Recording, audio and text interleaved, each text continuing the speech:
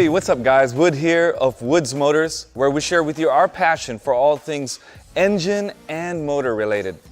As you can see, I'm standing right next to a cool little mini beast. It's a Honda Rally, a CRF250 Rally in fact, a 2017 model.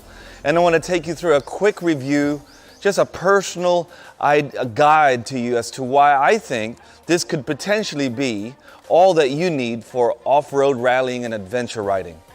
Perhaps with a few mods here and there if you really want to take it seriously. But without further ado, let me take you through what this bike has to offer. So what we have here is a 250cc single-cylinder 24 brake horsepower engine. Now I know that doesn't sound like much, and for those that are absolute power hungry and you want lots of horses, well, this may not be the bike for you. But for those that are looking at a practical ride that you can literally take around the city and to the tracks, this could be the answer to those needs. So let me tell you why. So in essence, it's much the same bike as those of you that have owned or ridden a 250L model, but it's just had a few modifications and upgrades, which I think makes it more viable as an adventure touring partner for you. So this motorbike has taken the 250L model and basically given it more suspension travel, therefore giving it more ground clearance. It's also changed some of the labeling on the bodywork, added a little windscreen, and also added more capacity to the fuel tank for that longer adventure-focused ride. I know it's only got 24 horsepower. It's not too powerful that you could seriously injure yourself, but it does have enough power to push you through any obstacles you could come across, which I've found while riding this motorbike. Like its predecessors, this too has long service intervals, unlike its rally brothers, so you can take it, like a road bike, but with good off-road credentials to take you off the beaten path enough to have that feeling of having an off-road adventure. One of the things that I love about this bike is its riding position. It is higher than the 250L model, and it feels like you're sitting on top of a tall bike.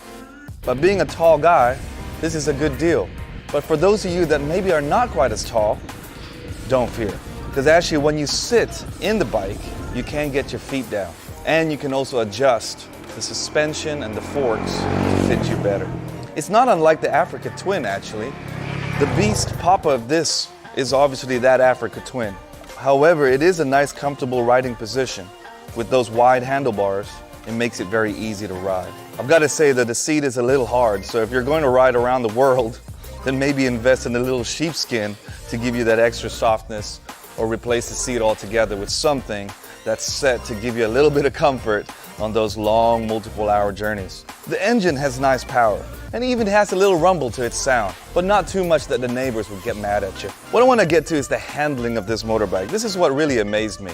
In fact, what I did was I got the Honda dealer locally here to raise the suspension to its highest and to set the monoshock to its hardest setting. Only because of my size and my weight, I figured I need to give this bike the highest chance of being able to handle as I, take it off the beaten path. But what really blew my mind was its low center of gravity. It really makes riding a joy. And you can tip it into corners a lot more than you would imagine with such amount of ease. It really does make you feel confident and balanced. This bike is awesome to ride, I've got to say. The stock tires that come with this bike are good for standard road riding. You can't feel the rumble on the road, but it's enough teeth on it to take you a little bit off the beaten path. But I've got to say that if you're really going to take it seriously into some muddy areas, like I discovered, you might want to upgrade those and give it some proper off-road tires. I found that once it started to get clogged up with mud, I was pretty much slipping and sliding. Although, I've got to say, it just added to the fun of my journey. This bike, let's get onto its ground clearance. It's got 270 millimeters of ground clearance, and the seat height is at 895 millimeters. So it really is a very tall and very capable bike. And I believe that when you ride it, when you take it off-road, which I have done numerously here in the Philippines, that's when I find the bike at its best. One of the things that they did in upgrade to this bike, apart from the looks from the 250L, is that they gave it a much bigger tank capacity. It's a 10.1 liter tank, which is fantastic because it gives you obviously more kilometers on your rides. However, it does add a little extra weight to the ride. So with the bike wet, I believe it weighs 158 kilograms, which once it's riding and running, you really don't feel it because the balance of this bike is fantastic. So I believe it's actually a great improvement over the 250L model. The styling features features of this bike. For some, it's a little strange. For others, I can see where they're going at. It's got that old Dakar feel to it. It's got the double headlight, which actually I believe is a copy from its Big Papa, the Africa Twin. And it does look good. For me, I love classic motorbikes, but as far as a modern bike with plastics on it, this bike really does do the job. And it looks great, and even more importantly, it rides great. So this motorbike comes with a modern digital display. Very easy to read in bright sunlight, shows you your RPMs, gives you a little trip computer, really does give you everything that you need. It comes with a little screen, a little wind protector. I found that it works okay, but being that I'm a little taller, I can still feel the wind buffing my head. But to be fair, I'm sure it works well. It's probably better than my other bikes that don't have any screens in the front. Well, you just feel absolutely everything on your chest and on your face. So this really does help somewhat. The fairings and everything on the side help to give it that little aerodynamic flavor. I didn't really feel much wind resistance on my legs as I was riding it. It's got quite a kind of chunky chest, if you like, in the front end of it. So yeah, it does its job very well. It comes with these hand guards. You know, they will take the twigs off of your fingers when you're riding off-road, but if you were to hit something a little harder, I don't think it's gonna do anything. This is actually softer plastic, but it's enough just to kind of give you that little bit of extra protection as you're riding the motorbike. One of the very few gripes I have about the design of this bike, not its function is fantastic, but would be its tail. As you can see, the tail is a little bit overkill, I'd say. And it's got such a huge amount of plastic. I feel like maybe it's a little Transformer-esque, and that's not really my vibe. I'd rather it was just simple and metal. But other than that, that's really all I got to gripe about. The rest of the bike is great. The standard exhaust pipe that comes with it works great, sounds good. And after a few kilometers of riding, it seems to have a little bit of an extra rumble as the bike settles in. So yeah, it's a pretty neat bike.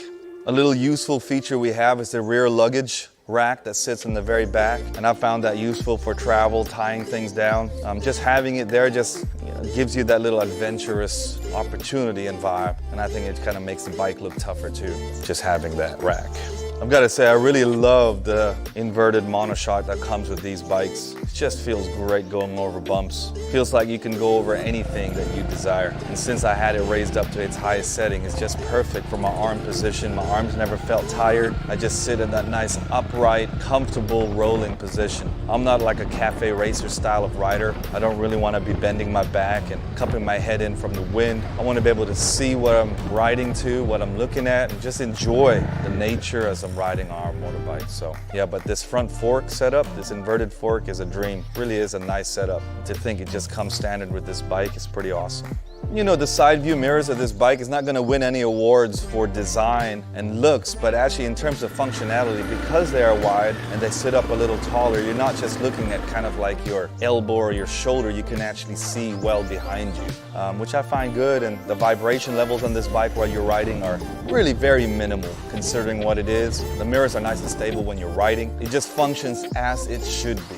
The brakes are pretty decent, stops you well and good enough. So long as you're not driving like a maniac, I don't think these brakes are going to cause you any problems or concern. So anyway, just to wrap it up in summary, I believe that if you were to purchase this Honda CRF250 Rally, this is a 2017 model, you would not be disappointed. In fact, you would have a great adventure partner. It is a fantastic dual sport adventure bike. It's very capable as it is straight out the factory, as I've found in these last 8 weeks. But if you want to modify it a little bit, just to take it a little harder, upgrade maybe your set of shoes, that's what I mean by tires. If you wanted to go a little bit more hardcore off-roading, or you're going to pack it like a mule because you're going to go around the world, then maybe look at stiffening up the suspension somewhat. The front forks are fantastic already. It's got everything that you need for a life of adventure. So, in conclusion, yes, I love the bike. Would I suggest that you buy it? Yes, if you're into adventure riding and if you're not too hardcore. If you're super hardcore, then you might want to add some modifications, or if the power is not enough, then go for a 450 or a 600 or go on up to some of those other beasts. But that does come at a higher price, and to be honest, this has got enough power to take you anywhere you want with a lot of fun, and probably for those of you that are a little kamikaze, could save your life because it doesn't have too much power that you're going to end up wasting yourself on a wall or on a tree somewhere. but it definitely has enough acceleration and power to just give you that buzz that riding should anyway. I'm an adventurer. I believe that if you guys are watching this, you're probably watching it because you're thinking, could this be my adventure partner? My answer would be yes, from my personal experience. Look online for all the technical specs. I didn't want to bore you with that today. I just wanted to take you through what I felt was good about this bike.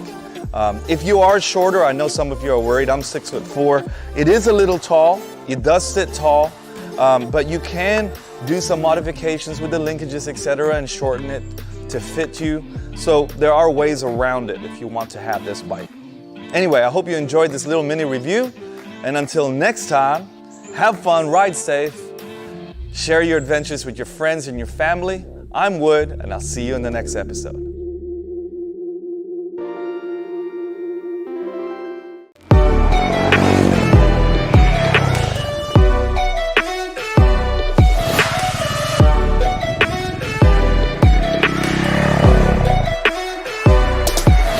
Hey, what's up guys? Wood here of Woods Motors, where we share with you our passion for all things engine and motor related. As you can see, I'm standing right next to a cool little mini beast. It's a Honda Rally, a CRF250 Rally in fact, a 2017 model. And I want to take you through a quick review, just a personal guide to you as to why I think this could potentially be all that you need for all